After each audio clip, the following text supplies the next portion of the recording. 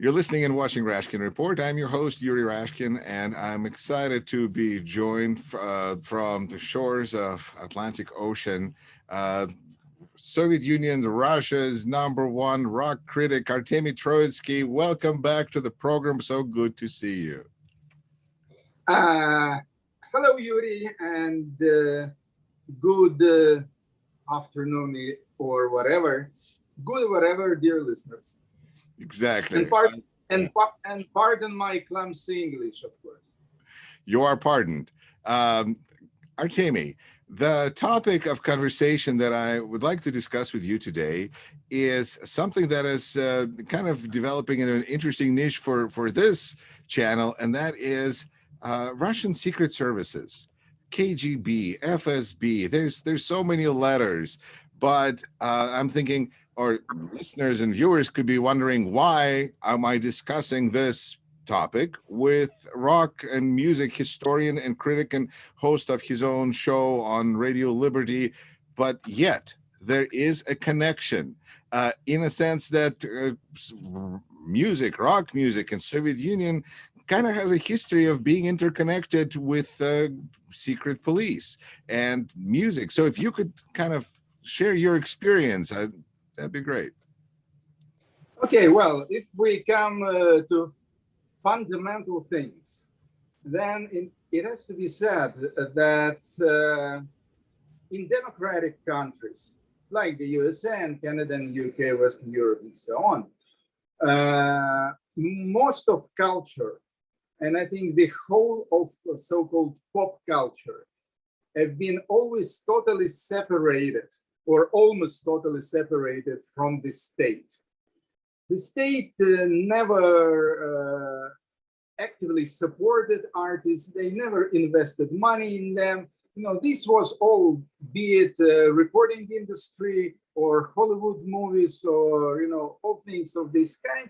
This was always private business. Could be small business, could be big business, but it was always private. The only part of culture which I think was and still is largely dependent on government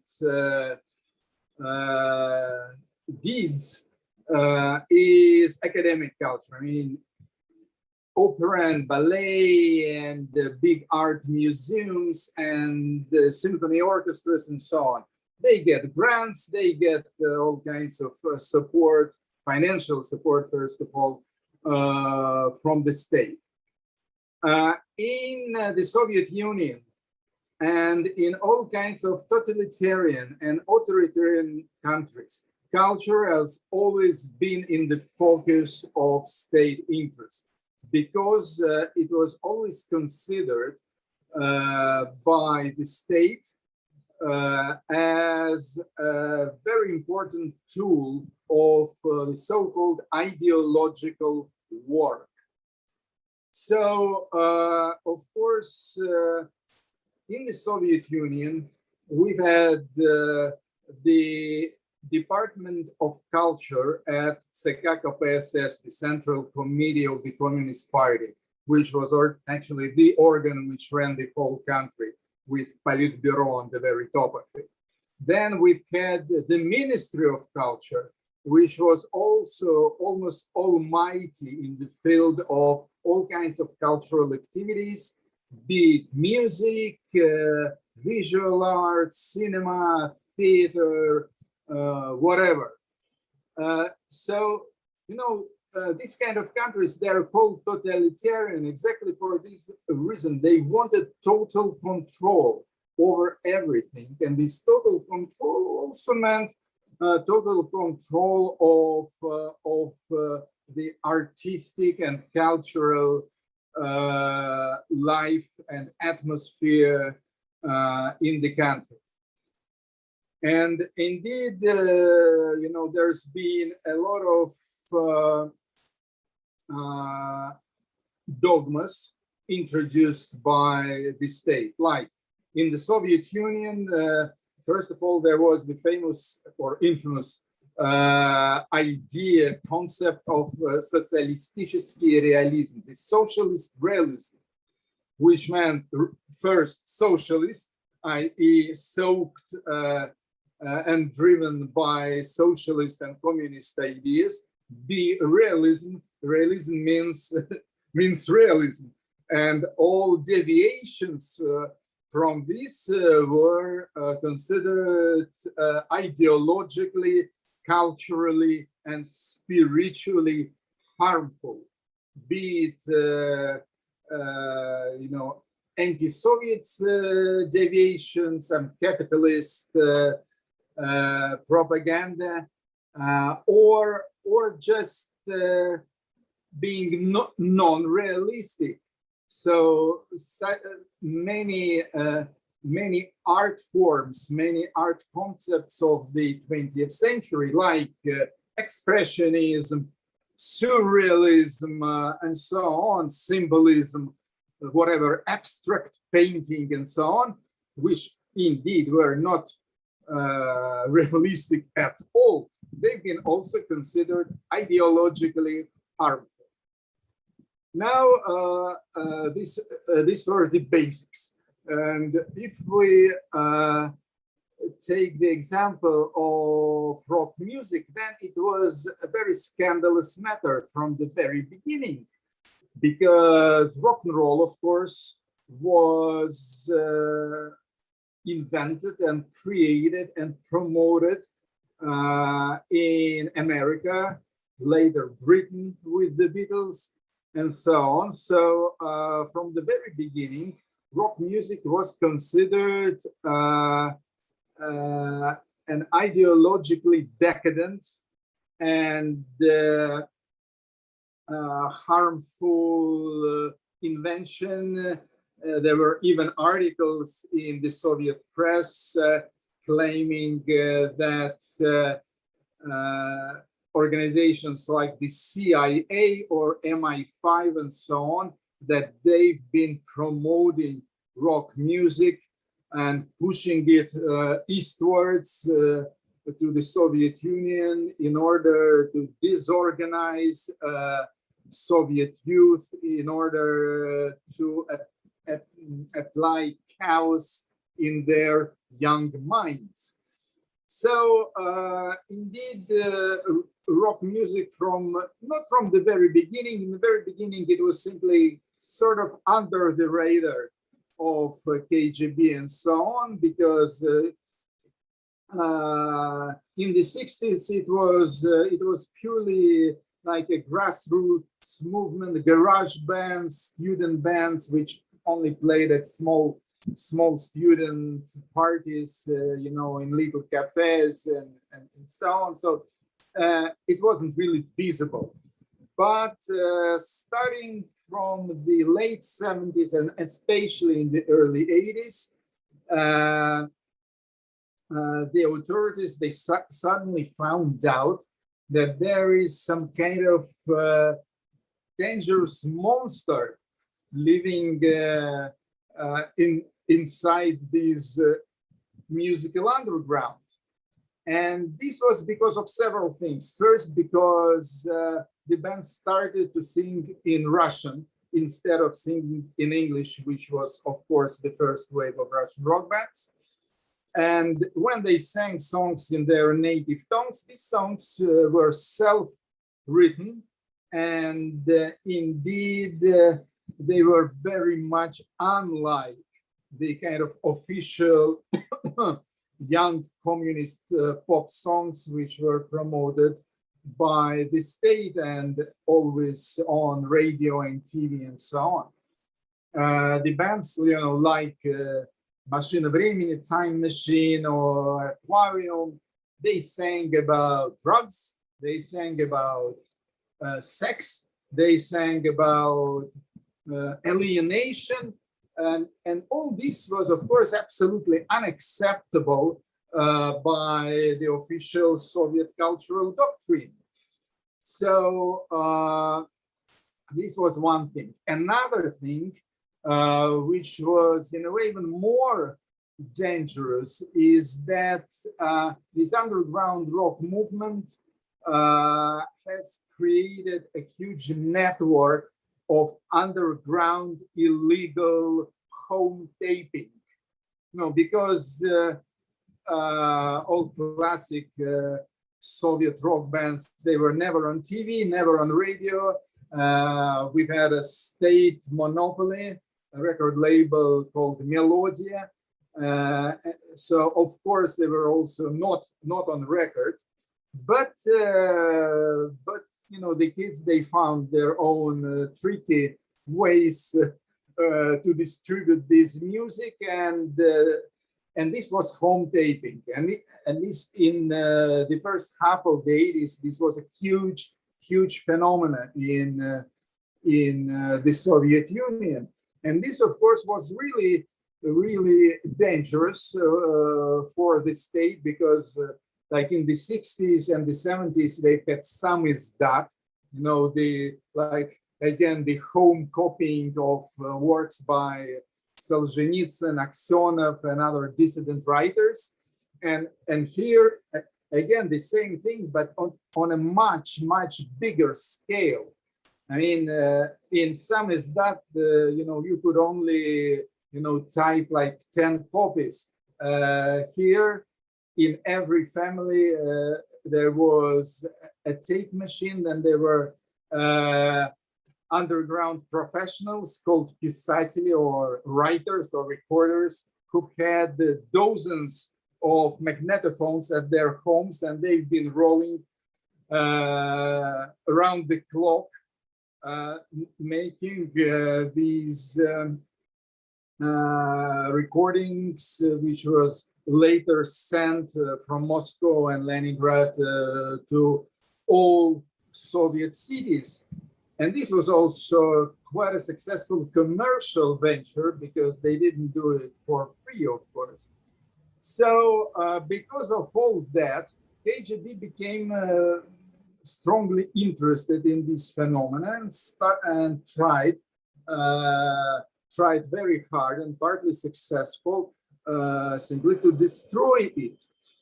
But again, there were different tactics in this struggle against rock, or the will to control underground rock music in the Soviet Union. In Russia, we call it knut и пряник, a whip and a muffin. So on one hand, there were all kinds of repressions. The concerts were banned. Some prominent rock musicians have been arrested. There were long and exhausting blacklists of underground rock bands, which were not allowed not only to perform in public, let alone on TV and radio, but even they've controlled the discotheques. So they wouldn't play a song by Kino or Aquarium or Машина времени at a disco. So there was a complete ban on public performances of rock music. But on the other hand, there was also quite a weird deviation from this repressive form, and this was the famous Leningrad Rock Club, created in 1981. And at that time, of all Soviet cities, Leningrad was boasting the most vivid and active underground music scene. So one fine day, the KGB decided that in order to control this whole movement, they have somehow to organize it. And although the initiative came from the grassroots, rock musicians, they wanted to legalize their activity somehow. And they came to young communist organizations, to trade unions, student organizations, and so on. And they suggested that let's create an umbrella organization for all those unofficial underground amateur rock bands. And then suddenly, as I said, in 1981, KGB said, "Yes, why not? Let's try to do it. This is a very kind of smart and cunning way to control the whole bloody thing." And this is how the Leningrad Rock Club was created. Now, of course, this was, in many ways, this was a cat and mouse game. And I must say that the mouse or mice, they have won because Leningrad Rock Club became the focus, the absolute center of all rock music movement in the Soviet Union. They've made regular concerts, they've made annual festival. There was a huge pilgrimage from the whole country to Улица Rubinstein, Rubinstein Street in Leningrad, now St. Petersburg, of course. This was on one hand, I'm sure that the Leningrad KGB sent very optimistic reports to Moscow about how they control the whole thing. On the other hand, the whole thing got absolutely out of control, and the bands started to multiply, and they could do absolutely nothing about home taping and underground recording studios and so on. So by 1985-86, when perestroika started to happen, I think that Soviet underground rock was one of the main beneficiaries of perestroika, because thanks to its underground legend, they've skyrocketed from from all those attics and garages and shelters to concert halls and stadiums. And soon there was no KGB, but all the famous rock bands were still there and enjoying enormous success. Now that is very interesting because it's a great story, and I'm trying to figure out because you were right there involved with Leningrad Rock Club, and you knew everybody who was involved there. Were they concerned about KGB having oversight, as in like on a management level, like this whole place runs somehow? There must be a reason why we're allowed to gather, and perhaps this is connected with KGB. But or there's probably everyday concerns that you were surrounded by people who could write things about you and complaints about you and turn you in for something, and that's got to be more than a little stressful too. Well, I wouldn't say that the KGB in Leningrad Rock Club in particular has created a big stress for artists. They knew very well that the KGB guys are there, and they've politely called them our curators. Now the curators, they curate, say, artistic exhibitions. Now the KGB curators, they've been curating underground rock concerts. And of course, those curators, they've made some problems for the bands, but the only real problem I can recall now is the fact that they've introduced censorship. So the rule of the Leningrad Rock Club was that each band had to submit all the lyrics. They weren't interested in music at all because, well, what is music? There's no words, so there's no ideology, no nothing. But they had to submit all the lyrics of their songs to the state and KGB appointed censors who worked at the Leningrad Rock Club. So these nice ladies, who've had, very nice relations with the artists, they read the lyrics and they said, okay, well, this line, it's too much. You shouldn't, you must change this. Like, well, I could give you many examples, but they all work well in Russian. There is a famous song by Mike Naumenko and his group, Zoopark, the Zoo, a song called You're a Bitch. Let's put it this way. And there was a line, baby, are you ready for the 5 seconds abortion? Which of course was quite rude and quite sexy. So after the censorship, but also of course, this is a typical rock and roll lyrics, yes? Sex and drugs and so on, and violence.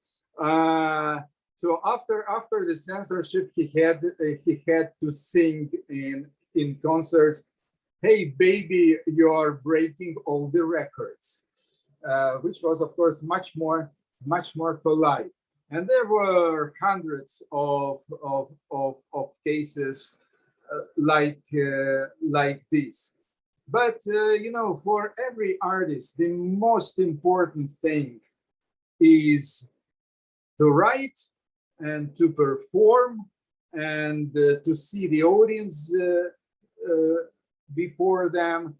And this was the most important, most essential thing for everybody. So the musicians, they've taken a slightly cynical attitude to all this. They could swallow the KGB curators, they could swallow the censorship, but in return, they have got legal concerts, audience in different cities, and this was much more than what they've sacrificed. It's so interesting. Artemy, thank you so much. I'm, I sometimes on Facebook and social media, actually a copy of picture will come up of bone records, which is X-rays that were used for. This was long before. This was long before. Well, just the history of subversion. The X-ray records on the bones, they've been killed by tape recorders. So they've been huge in the 50s and the very beginning of the 60s. But by 1965, 66, everyone had tape recorders. First the reel-to-reel recorders, then cassette recorders. And these made records on bones, on all these X-ray plates, absolutely useless. Artemy, thank you so much for your time. And you're watching Rashkin Report.